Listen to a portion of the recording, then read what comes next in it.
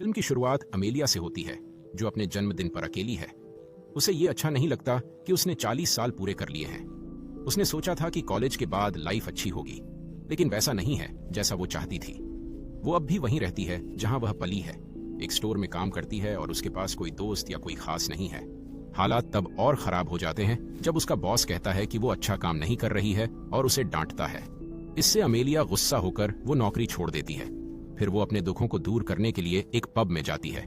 जैसे ही वह बारटेंडर से बात करती है, एक दूसरी महिला पार्टी के लिए ढेर सारे पिज्जा लेने आती है। वो बताती है कि आज उसका भी जन्मदिन है। अमेलिया उसे जानती है। यह फियोना है, उसके बचपन की दोस्त।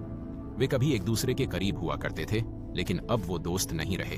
अब फियोना एक फेमस सिंगर हैं, जिन्हें काफी लोग पसंद करते हैं। फियोना के वहां से चले जाने से पहले दोनों कुछ देर बात करते हैं। अमेलिया को याद आता है कि कैसे वो बचपन में साथ में जन्मदिन मनाते थे।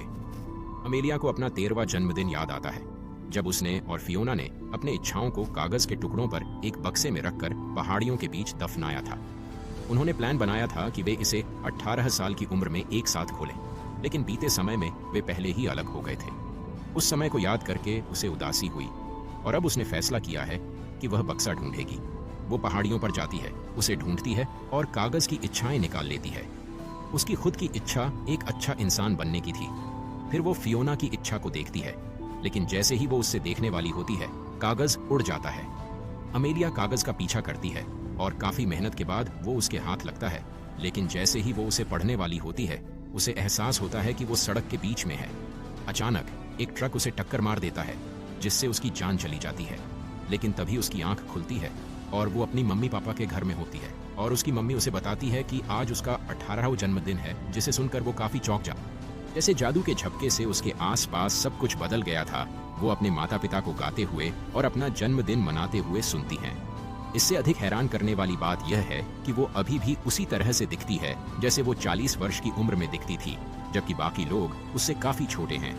उसके आसपास सब कुछ वैसा ही है जैसे साल 2002 में जब वह 18 साल की थी। म्यूजिक से लेकर इंटरनेट और यहाँ तक कि किताबों तक। थोड़ी देर बाद अमेलिया की करीबी दोस्त मोआ उसके घर आती है और वे एक साथ स्कूल जाते हैं। वहाँ उसकी मुलाकात उसके प्रेमी मैक्स से होती है। अमेलिया अभी भी कंफ्यूज है कि वह सपना देख रही है या जाग रही है, लेकिन मोआ और मैक्स दोनों उसकी बातों से हैरान हैं।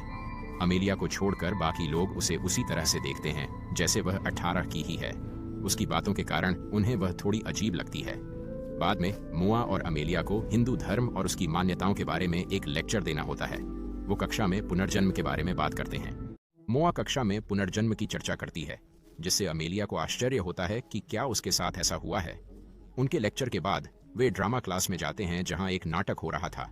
यंग फियोना गाने के लिए मंच पर आती है, लेकिन उसे देखकर सभी लोग चले जाते हैं। फियोना को उसके अलग रूप और जीवन शैली के कारण उसके अधिकांश दोस्तों ने नजरअंदाज कर दिया था।